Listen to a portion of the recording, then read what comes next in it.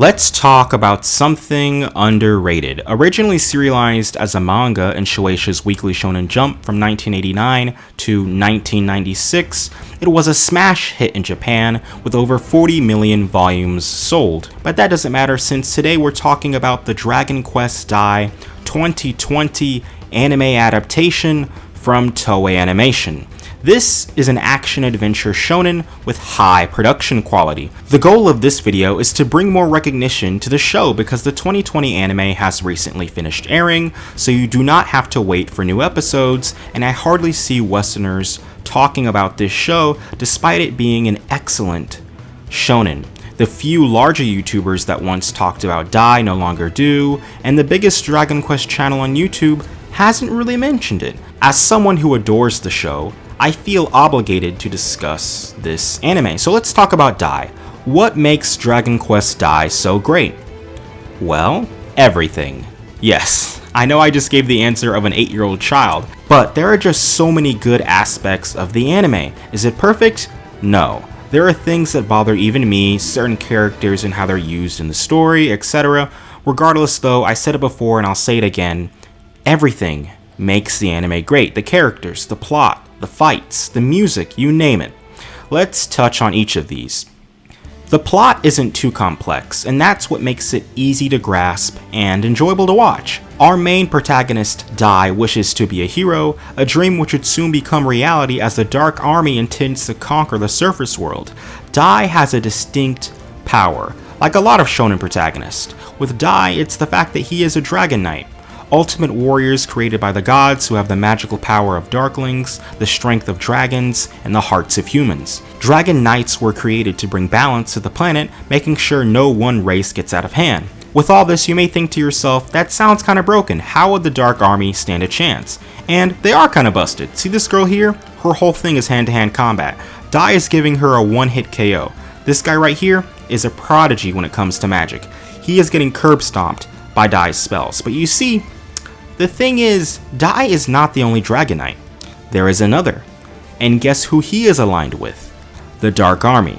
You can see how things start to get a little interesting. The Dark Army consists of 6 Legion commanders, each has their own reasons for wanting the humans of the surface world to suffer. For example, Flazzard is very self-centered and simply wants the glory that comes with killing heroes and conquering nations, and will use any means necessary to achieve his goal. Winning is his priority, not fighting. Over the Legion commanders is the Dark Commander Hadler, and above him is the Dark King Vern, a truly great evil and the main overarching villain that causes everything in the show to happen. The build-up for the name Vern is astounding. He is mentioned as early as episode 5, and you constantly have questions regarding his ties to the other villains. Why is this guy named Mist Vern? Why is this guy named Kill Vern? It's all connected. The characters are a treat as well, and lovable. Mam, the caring girl. Hyunkel, the edgy serious guy. Dai, the happy enthusiastic guy.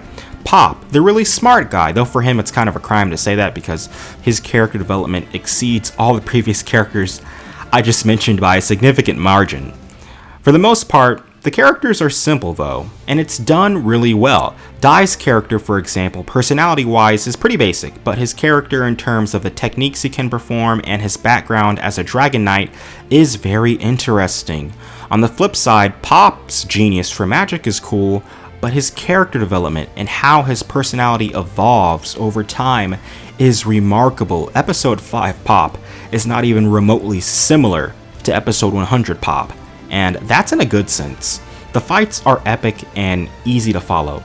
No one really has any wacky abilities like JoJo, but there is enough for you to really sink your teeth into.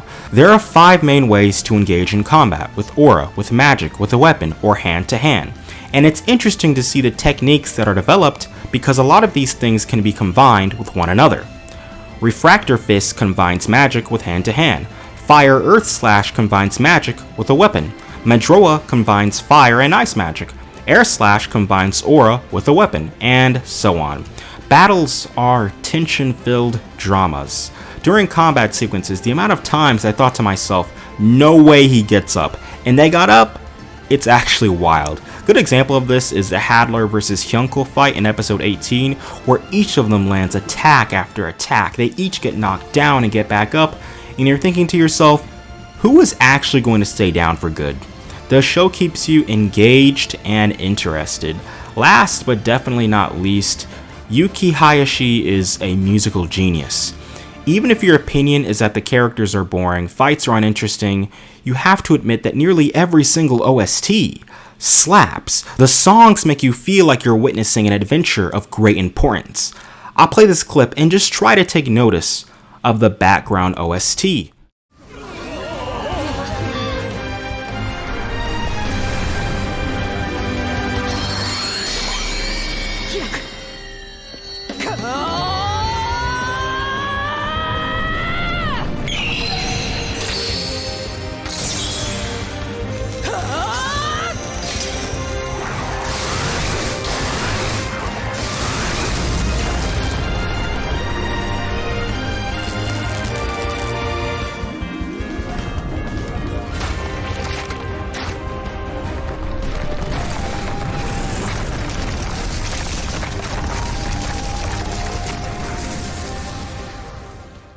It's just spectacular.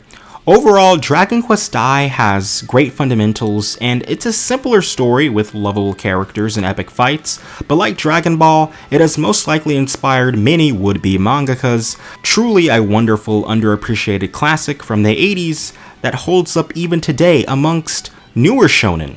And in my opinion, it doesn't even take that long for things to really start getting heated. After episode 5, the show just takes off like a rocket ship. You can watch the Dragon Quest Dai 2020 anime on Crunchyroll, and you can buy the Viz manga translations from Amazon. As I'm recording this, not every volume is out because we've only recently started getting official translations of the 80s manga.